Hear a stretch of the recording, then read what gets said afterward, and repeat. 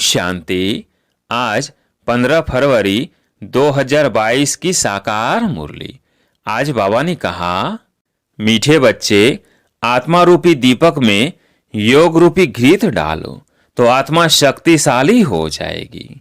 प्रश्न, आत्मा रूपी बैटरी में पावर भरने का आधार क्या है? उत्तर, आत्मा रूपी बैटरी में पावर भरने के लिए बुद्धि योग का बल चाहिए। जब बुद्धि योग बल से सर्वशक्तिमान बाप को याद करेंगे तब बैटरी भरेगी। जब तक बैटरी में पावर नहीं तब तक ज्ञान की धारणा भी नहीं हो सकती है। आत्मा में कंप्लीट रोशनी आने में टाइम लगता है। याद करते करते फुल रोशनी आ जाती है। गीत है, रात के राही थक मत जाना। ओम शांति। बच्चों ने गीत का अर्थ तो सुना कि तुम बच्चे अब दिन में जाने के लिए पुरुषार्थ कर रहे हो। नई दुनिया में तो रोशनी ही रोशनी है, पुरानी दुनिया में अंधियारा ही अंधियारा है। यह ब्रह्मा की घोर अंधियारी रात। तुम अभी दिन में जा रहे हो। बाप बच्चों को कहते हैं, यह बुद्धि का योग लगाते लगाते थक नहीं जाना। जितना तुम योग लगाते हो उतना सोझरा होता है। आत्मा रूपी दीपक की ज्योति जो उझाई हुई है वो आती जाती है। उस बिजली में तो फट से करंट आ जाती है, परंतु आत्मा में कंप्लीट रोशनी आने में टाइम लगता है। अंत तक फूल आ जाएगी। योग लगाते रहना है। मोटर की बैटरी भी सारी रात भरती रहती है, वैसे यह भी मोटर है। इनसे अब घृत खत्म हो गया है अथवा पावर कम हो गई है। बाबा को तो पावरफुल सर्वशक्तिमान कहा जाता है ना। इस बैटरी में सिवाय बुद्धि योग बल के पावर आ नहीं सकती। सर्वशक्तिमान बाप से ही योग लगाने से सारी बैटरी भरती है। बैटरी भरने के सिवाय नॉलेज भी धारण नहीं हो सकती। घड़ी घड़ी बाप कहते हैं, मुझे याद करो और वर्षा ले लो। मन मना भव, कितनी सहज बात है। मनुष्य तो राम राम का जाप करते रहते हैं और चाहते हैं राम राज्य हो, परंतु ऐसे राम राम जपने से राम राज्य थोड़ी होगा। ऐसा राम राम तो जन्म जन्मांतर बोध करते आए, गंगा के कंठे पर बैठकर। यह तो कोई को पता ही नहीं, तो राम राज्य किसको कहा जाता है? जरूर राम ही राम राज्य बनाएंगे। उन्होंने बुद्धि में सीताराम वाला राज्य आ गया है।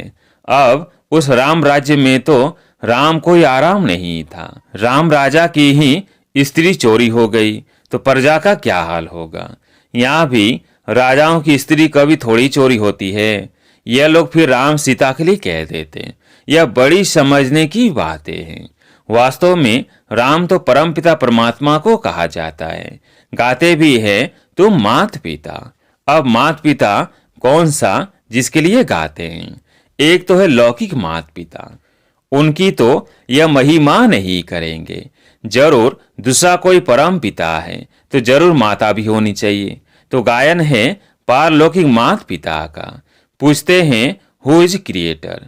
तो झट कहेंगे गॉड फादर। तो सिद्ध है ना, मात पिता है। इस समय ही दो मात पिता होते हैं। सतयुग में सिर्फ एक ही मात पिता होता है। लौकिक मात पिता होते भी यहाँ गाते हैं, तुम मात पिता। इस समय हम बच्चों को बाप द्वारा सुख घनेरे मिल जाते हैं, फिर एक माता पिता हो जाता है। पारलौकिक मात पिता द्वारा सतयुग की प्रारब्ध में सुख घनेरे मिलते हैं। उस मात पिता का ही गायन है। फिर भी ऐसे बाप को बच्चे याद करना भूल जाते हैं। तुम बच्चों को तो सबको बाप का परिचय देना है कि बाबा आया है। हमेशा शिव बाबा और ब्रह्मा बाबा कहते हैं। प्रजापिता का तो नाम बाला है, शिव बाबा, ब्रह्मा बाबा। लौकिक बाबा व पारलौकिक परम पिता, वह फिर मात पिता कैसे बनते हैं? यह बड़ी गुह्य बातें हैं। कोई भी आते हैं, पहले ये पूछो कि परम पिता परमात्मा आपका क्या लगता है? प्रजापिता आपका क्या लगता है? जब अम्बा भी गुप्त तो यह ब्रह्मा भी गुप्त। यह ब्रह्मा है बड़ी माँ। लौकिक बाप का तो नाम रूप देश काल सब जानते हैं। अब तुम उनको पारलौकिक मात पिता का नाम रूप देश काल ऑक्यूपेशन बताओ। मम्मा की भी यह बड़ी मम्मा। बड़ी मम्मा द्वारा बच्चों को अडॉप्ट करते हैं तो मात पिता कंबाइंड हो जाते हैं। इनको मात पिता अथवा बाप दादा भी कहते हैं। किसको समझाने की बड़ी युक्तियां चाहिए, बड़े बोर्ड पर लिखना चाहिए। निराकार परमपिता परमात्मा को सब याद भी करते हैं, परंतु यह नहीं जानते तो माता पिता कैसे हैं। इतनी भी मनुष्यों की बुद्धि नहीं चलती, क्योंकि बातें हैं बहुत ही विचित्र जो बाप ही आकर सुनाते हैं। आत्मा कहती है ओ परम पिता परमात्मा, वह भी है आत्मा परंतु सुप्रीम है। सुप्रीम माना परम, वह परम धाम में रहने वाला है। वह खुद तो जन्म मरण में नहीं आते, आ करके हम बच्चों को पतित जन्म मरण से छुड़ाते हैं, पावन जन्म मरण से नहीं छुड़ाते हैं। पतित आत्मा को ही पावन आत्मा बनाते हैं, इसलिए उनको पतित पावन कहा जाता है। मनुष्य तो राम सीता का भी अर्थ नहीं समझते। वास्तव में सब भक्तियां सीताएं हैं, याद करती है एक साजन परमात्मा को। बाप कहते हैं बच्चे, इस समय सारी दुनिया में रावण राज्य है, सिर्फ लंका में नहीं। रावण को जलाते भी यहाँ है। लंका हिंदुस्तान में नहीं, वह तो बौद्धियों का अलग खंड है। तो इस समय सारी दुनिया रावण के बंधन में है। सारी दुनिया में रावण का राज्य है। आधा कल्प है राम राज्य और आधा कल्प है रावण राज्य। आधा कल्प दिन, आधा कल्प रात। ये सब बातें बुद्धि में रखने की हैं।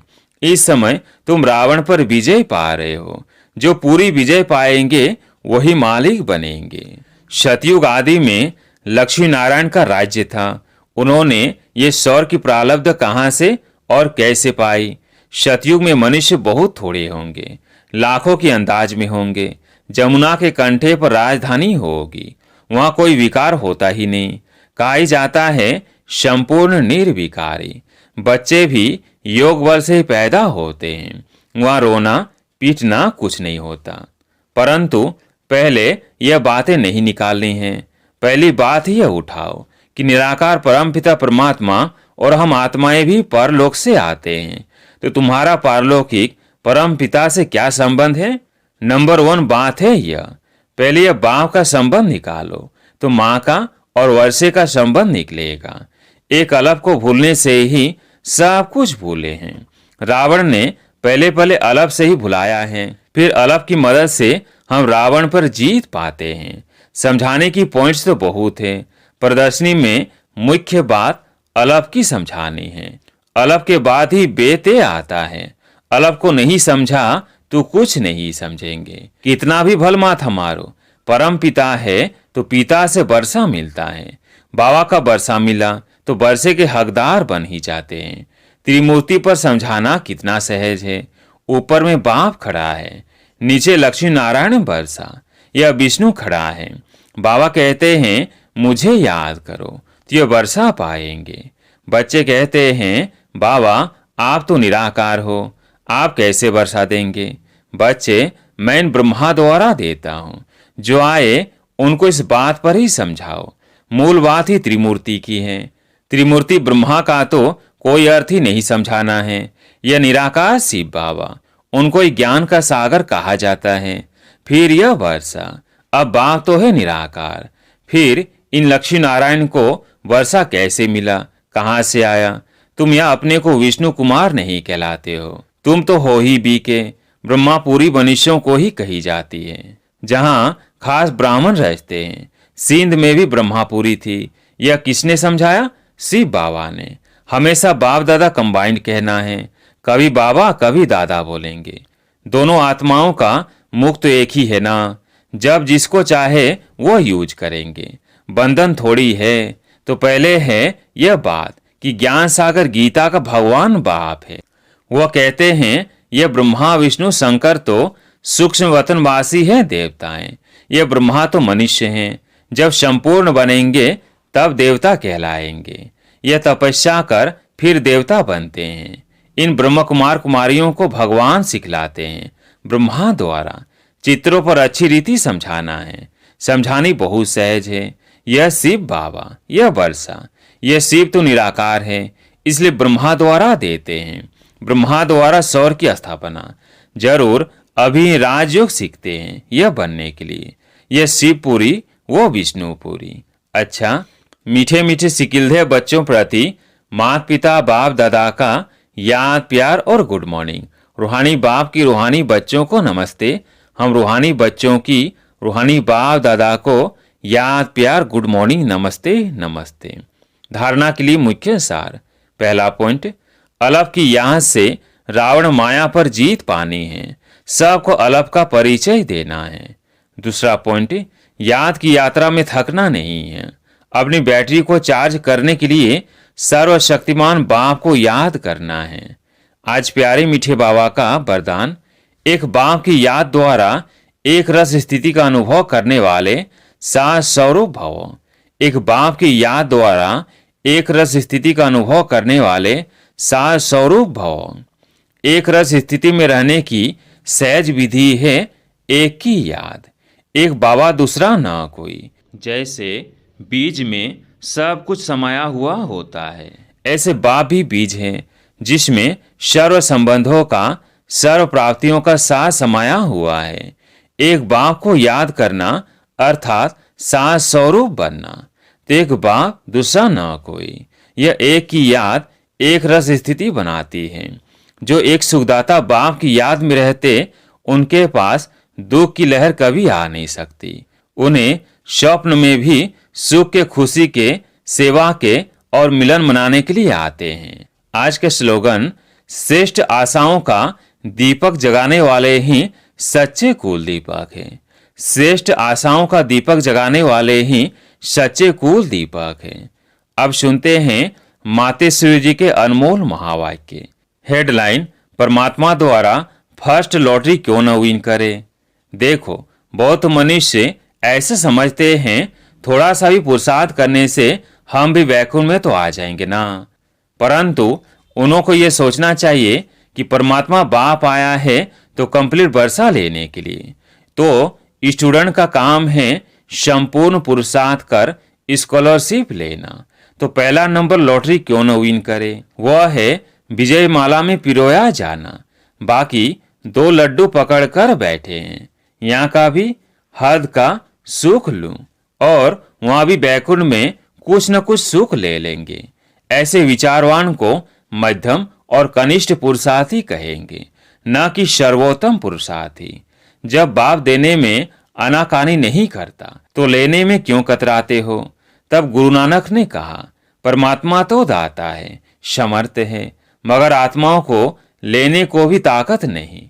देंदा दे लेंदा थक पाए, देने वाला देता है लेकिन लेने वाला थक जाता है। आपके दिल में आता होगा, हम क्यों न चाहेंगे कि हम भी यह पद पाए, परंतु देखो बाबा कितनी मेहनत करता है, फिर भी माया कितना विघ्न डालती है। क्यों? अब माया का राज्य समाप्त होने वाला है। अब माया ने सारा सार निकाल दिया है। तभी परमात्मा आते हैं जिसमें सब रस समाया हुआ है, जिससे सभी संबंध की रचना मिलती है। तभी तमेव मातस्य पिता, आदि आदि यह महिमा उस परमात्मा की है। तो बलिहारी इस समय की है जैसा संबंध हुआ है। अच्छा, ओम शांति।